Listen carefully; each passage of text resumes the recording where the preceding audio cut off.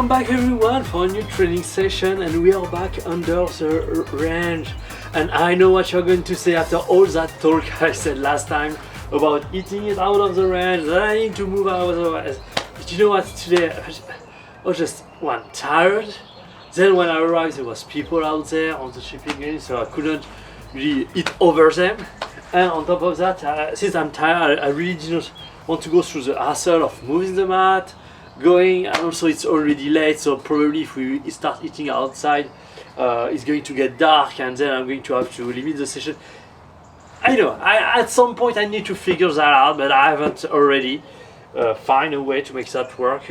I need to basically arrive earlier, so the sun is not an issue, and I need to find a place where people are not, I need to find multiple places. So whenever there is someone in one place, I can move to the other, because that's also something I didn't thought about. So, but here's the deal. Actually, the staff didn't actually ask me to stop eating dry. They asked me to stop eating dry with this one, because there is two types of balls. I'm going to show you on the practice run. So there is this one, which is the new balls, and this one which are the actual old balls. And so this one fly a lot compared to this one, which is pretty much dead. So that's why I need to stop using that one and mainly this one. And I think, I've separated the two here. The new one are there and the old one are there. So that way I'm just warming up with that, and then I'm going to switch and eat the driver only with that. But here's the deal. It's just a temporary fix because I still have a lot of gain in terms of speed, and at some point even the old ball, I think for now we're fine. Honestly, if I only eat the old balls, that should be fine. I should stay within the range, within the practice range. Just at some point, as I'm getting speed, probably even the old one is going to be an issue.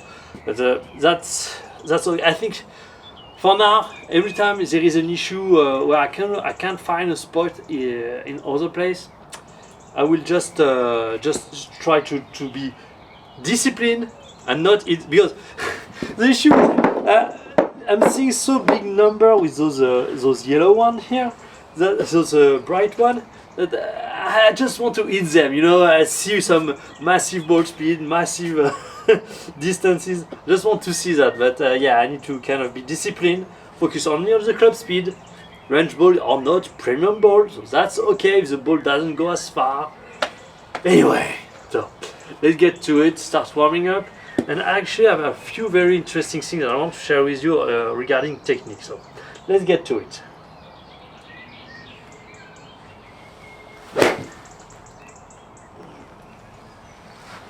Because that's something that I saw today, the TPI video, My TPI, I think that's the name of the YouTube channel, where they were with Gabi Powell, LPGA Tour player.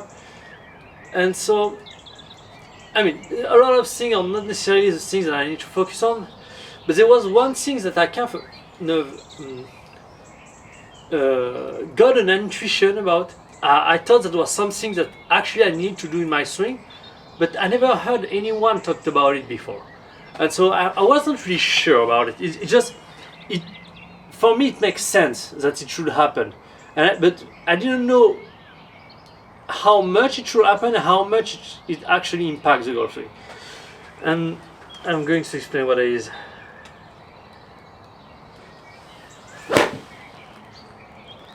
This is about the left. See, when you are doing the backswing here, it's dead. When you are doing the backswing, you are resisting with your right leg to kind of shift because when you are setting your weight at the beginning, you are on the right foot, then you move and you do the backswing and you try to recenter by pushing to the ground with the right leg to really get to that left side. But there is also the left leg that can use that. And so what you want is actually, here I'm not going to use the right leg, I'm just using the left to shift. And actually that's not very powerful, but that can add a little bit extra that allow you to recenter a little better. And that's something that we see with Rory's swing. When he's at the top of the backswing, the right knee is pointing inside, and I believe that is Yeah, and that's where actually I started thinking about it before I saw the video today. Where I think when you're pressuring your left foot inside to kind of shift the weight here, that kind of want to bring the left knee inside when you do that. And so and you can see a lot of that in a Rory's swing, where he's driving his left knee is kind of inside at the top. It's not because he's trying to rotate and bring his knee inside, it's actually the opposite.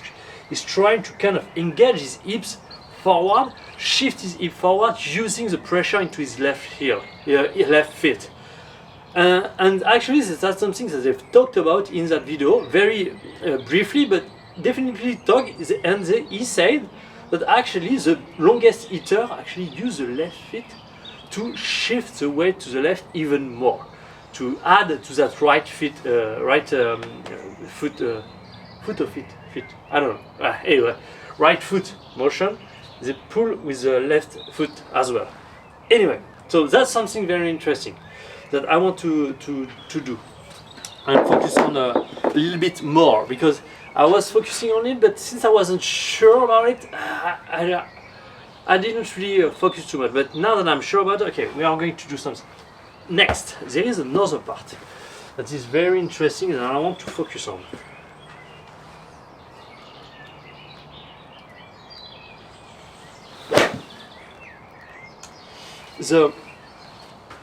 Because a lot of things that Rory does now are kind of work that he put around his natural motion when he was younger. And so when he was younger, he kind of had a very hip driven swing. Then the arm was trapped behind and he had to catch up. And so what I've been thinking is, because I was kind of trying to bump both heels forward, get the arm on top and so on, but okay, that's kind of the motion he have in his swing, but why? And here's why. Because once you're at the top and you kind of push the hip forward, you tend to come a lot from the inside and have the hands very active. And so something like that, you know. And then the club comes inside and you make big hook and so on. So that's the basic core motion of Rory's swing, is lower body that is really active and going towards the target really aggressively. And so the way he compensates for that is by actually going over the top with his upper body like this.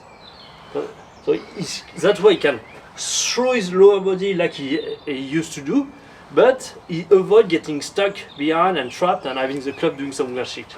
So he has at the top here, and then any throw, and the way, and so it's just that, okay, I try to kind of get into his shoe and understand, okay, that's where he came from, that's why he do what he does now. And so if I want to reverse engineer that and actually being able to do it for myself, I need to, and this is where things started to click, is why Rory does the heel bump when he's doing that at the dancing. This is how he's throwing his hip forward actually. This is what I realized. Because me, I was kind of just, okay, he's doing that, so I'm just going to bump both heels, but I failed to understand why he does it. And I think I understand now, because at the top, when you start moving down, I was kind of just trying to go over the top and just bump both heels, but not necessarily try to have this having a consequence on my hips. It was just, okay, I bump both heels just to keep myself kind of shut as I'm starting the downswing. That was mainly to avoid having an upper body that is too active or even hips that are too active. That was just the reason why I was doing it. By bumping both heels, that kind of allowed me to be a little bit more patient with my upper body. So that alone was very interesting. But I really felt to, okay, because when you look at my videos, you see that when Rory starts rotating and accelerating, you see that his left hip is a lot more on top of his left foot. The left hip is stacked over his left foot as he's rotating, where mine, also there is the fact that I have a little bit wider stance, but as soon as I start, I really rotate my hips, but I'm kind of not necessarily stacked that much over my left foot. So that makes me having kind of a weird position where you can see a little bit of angle here where Rory's, since he's really stacked, when you rotate, don't see an angle. You see a straight line with his left knee, left hip, left shoulder, which is allowing to get into very nice position. So that's one of the things that I want to focus on with the driver mainly. So that's I said there's first one. Okay, there is just bump elbow still forward. What was the first one I said? I don't remember. I will remember later. Yes, and but actually that comes back to the left feet as well. See, when you are bumping both heel, you are using your right, bumping the hips forward. You are using your right leg, but also the left feet, and that's also something that I need to take in consideration more that I wasn't. Is bumping the hip using the left foot, because I was pushing but resisting with my left foot to avoid getting out of balance. But in the swing dynamic, that's almost impossible to get out of balance, especially if you go over the top like Rory does, and that's all of those things. Anyway, I start going a little bit crazy about those things, but this is some very interesting stuff that we will start thinking about. Yeah, let's continue warming up.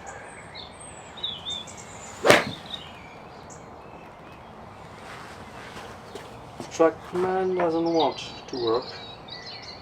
What's going on? So there is kind of a rock under my feet.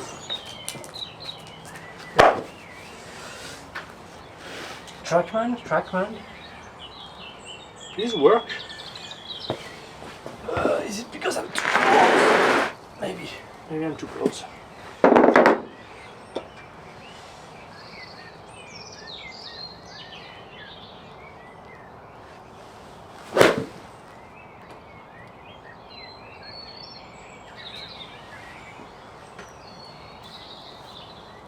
Trackman, wake up!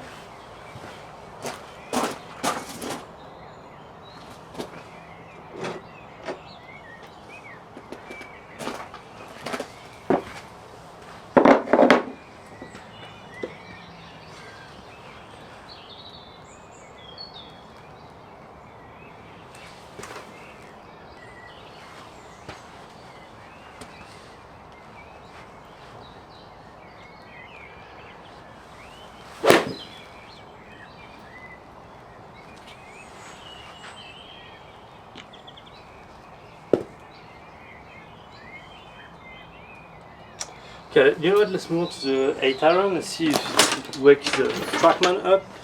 That's pretty weird here. What's going on? Maybe I'm too far forward, maybe?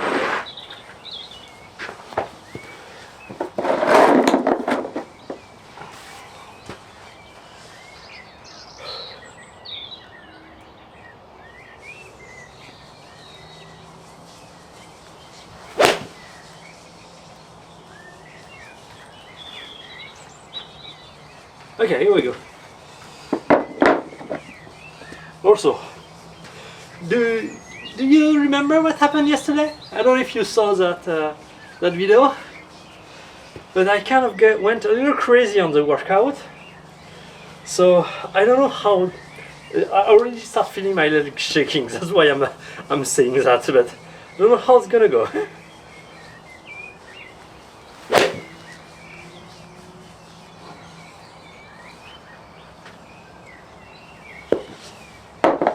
But despite the fatigue, almost 90 miles per hour with the 8 iron.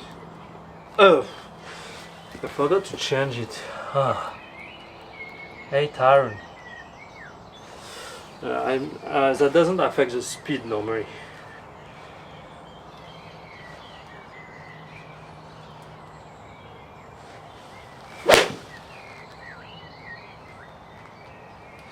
One more line.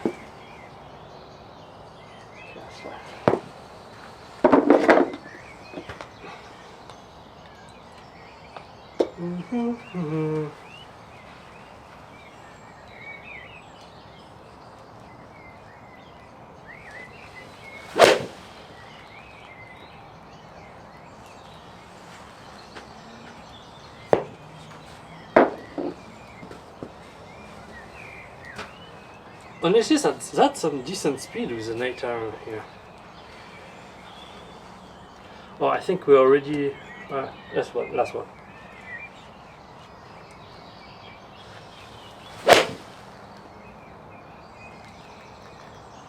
I'm pushing it anyway.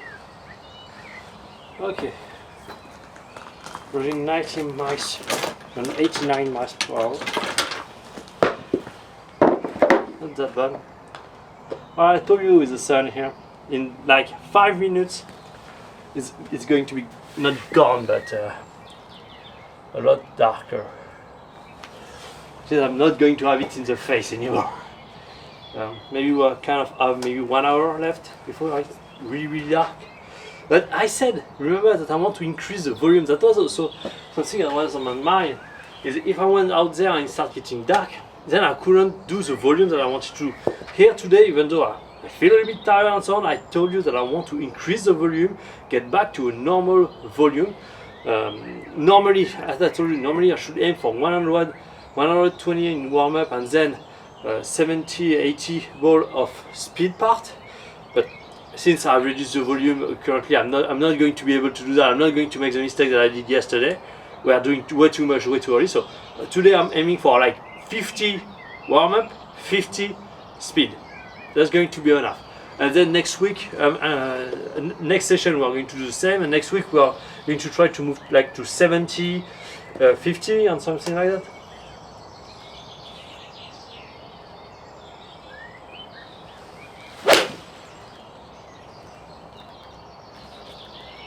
Kind of feels somewhat nice to throw those hips forward a little.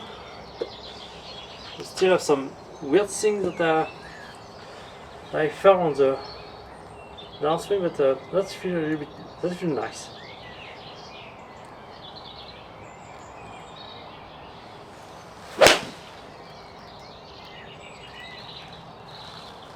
Yeah, I really feel like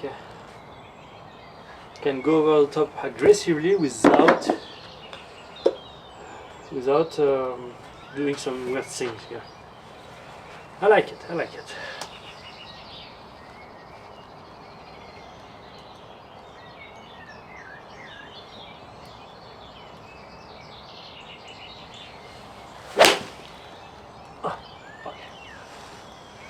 Sometime I can make probably those kind of miss. Big push.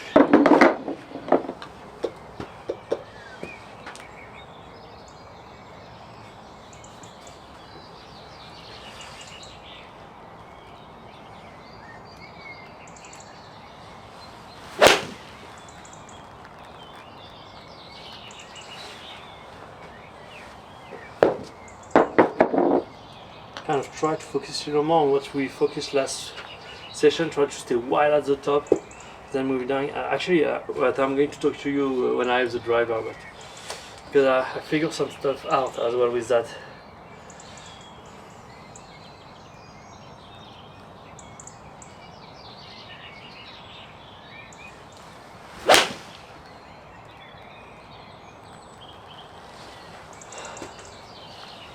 Okay, we have some decent speed despite the fatigue. I'm pushing them a little though, but that's fine. Okay, now to the firewood, then we have to switch balls. I might not be able to.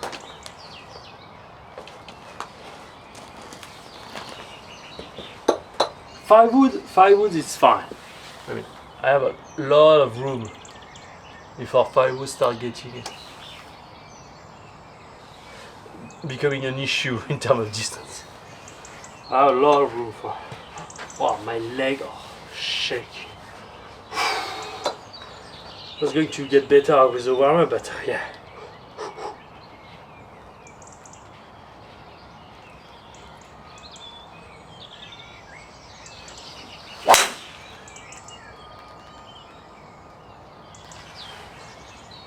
So mainly, what?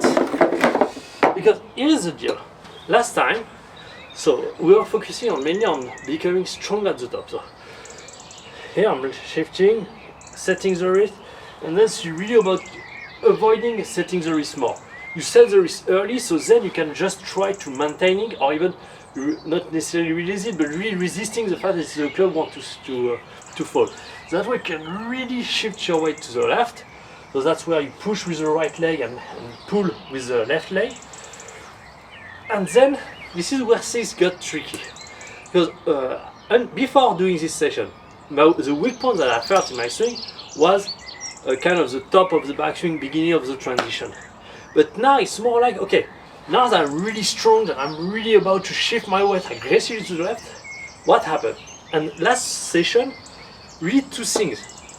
Either I'm really waiting, trying to be aggressive with my left leg to really push into the ground really hard and create a lot of force into the ground, which was producing decent speed, or you have the opposite, which was kind of I'm wide and then I'm narrowing things down extremely fast to kind of accelerate, and we got actually the highest speed of the session, 119, doing so, but the accuracy was extremely difficult to kind of to find. It was just the acceleration was so fast that it was difficult to manage.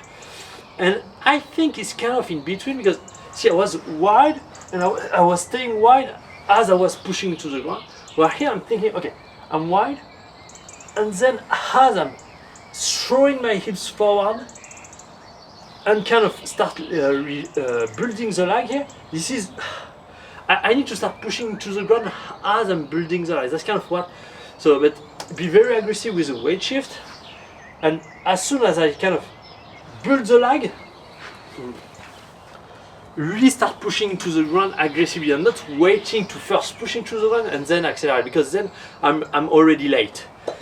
I mean, that's kind of a sequence stuff, but I feel that the biggest improvement at the moment is there.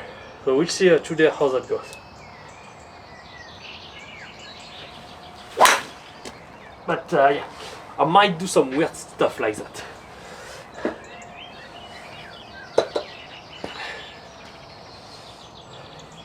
Because if I don't shift the weight fast enough, then the building of the leg is going to go so fast that yeah, I'm going to do some weird thing.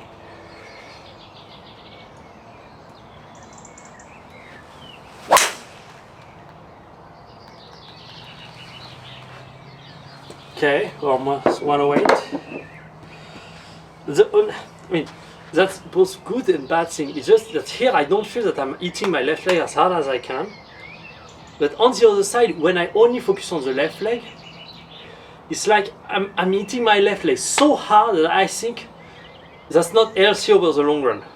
I think my left knee is going to be in pain very soon. So maybe the thing that I was doing, where I was just using my left leg to create as much force as possible and be able to go down as fast as possible,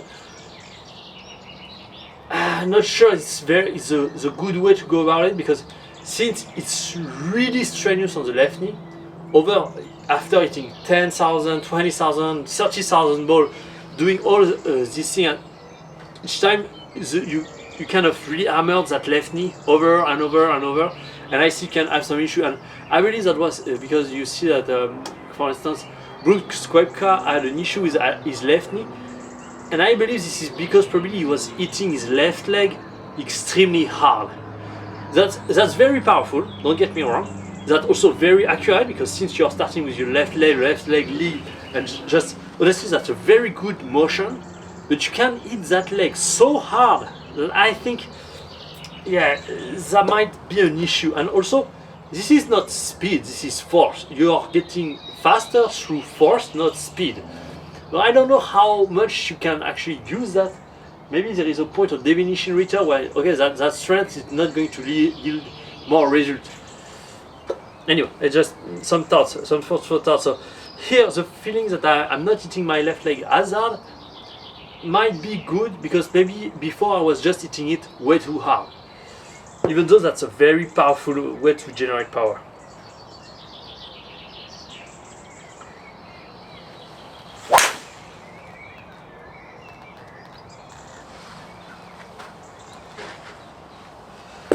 Okay, I would like to see a 110, 110, 110, 110. like a swing club speed with a 5 wood. That will be already a very big achievement. 5 wood at 110. Whew.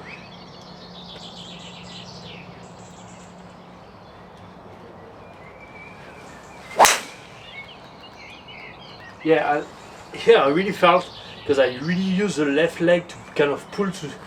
Here's the deal. Yeah, I think that's really that is. I can only accelerate fast enough if I'm just bumping everything that I could to the left leg and not, because I think my left leg is resisting. So when I'm pushing here, I'm resisting with that left leg to avoid getting too much here.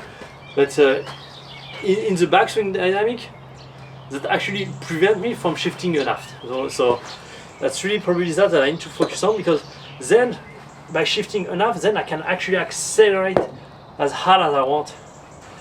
Where until now, if I'm just too stuck on my right leg because this one is resisting, then I cannot just accelerate as fast as I want. So very interesting stuff here. Let's try to go for 110.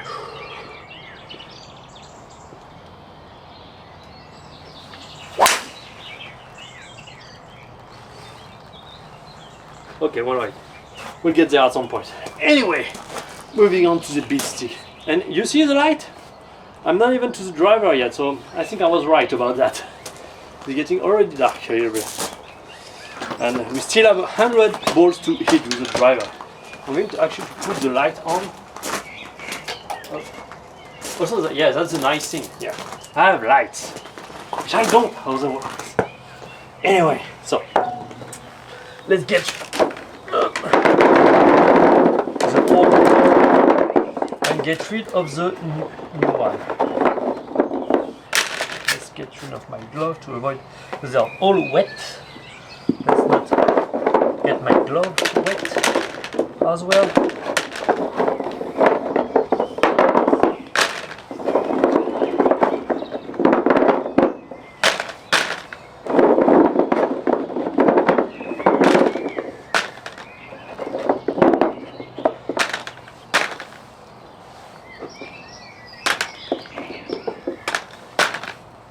I mean, now I'm thinking that maybe eating them right now might be better than later, because here I'm going to warm up with the driver, so I'm probably going to be slower. Anyway, oh, this one is here. Anyway, we're going to be fine. If I need to, I will actually go and take some other balls after. Anyway, let's move on to the beat stick and focus on that massive acceleration through. So let's see how tired I am, because remember, the goal is 115 today. So let's see if 115 is going to be easy or hard.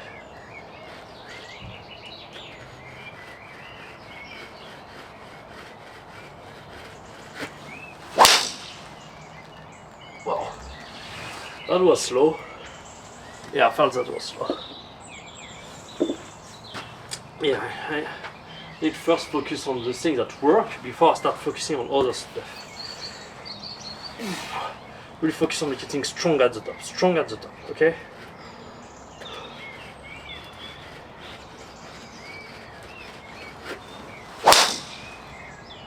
Yeah, I'm really weak. I'm really weak. Oh, fuck.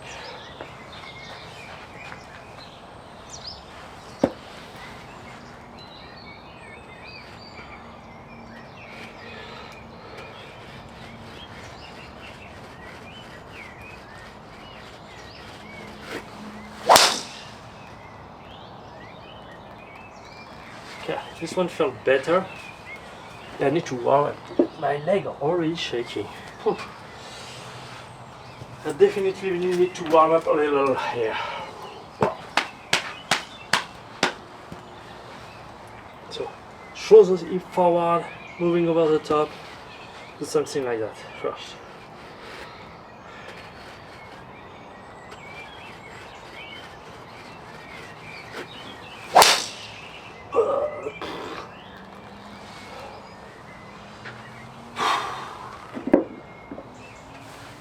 $115, we are not there yet.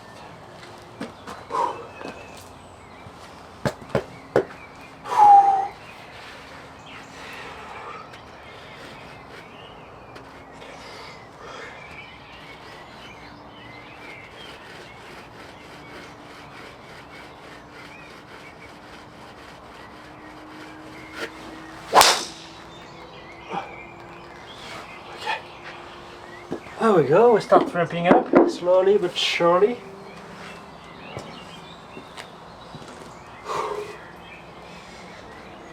But I can tell you right now, that's going to be tough. But that's okay, that's okay. And actually, that gives me the opportunity to talk about something I'm not talking that much